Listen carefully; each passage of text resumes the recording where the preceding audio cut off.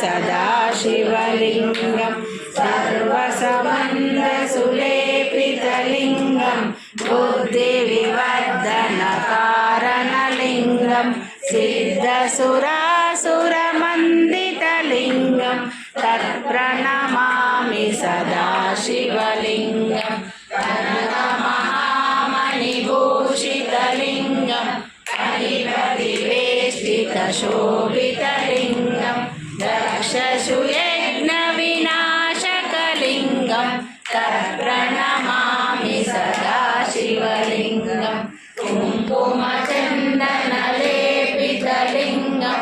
पङ्कजहारसुशोभितलिङ्गं सञ्चितपापविनाशकलिङ्गं तत्प्रणमामि सदाशिवलिङ्गं देवगणार्चितसेवितलिङ्गं भावैर्भक्तिभिरेवचलिङ्गं दिनकरकोटिप्रभाकरलिङ्गं तत्प्रणमामि सदाशिवलिङ्गं अष्टदलोपरिवेष्टितलिङ्गं सर्वसमुद्भवकारणलिङ्गं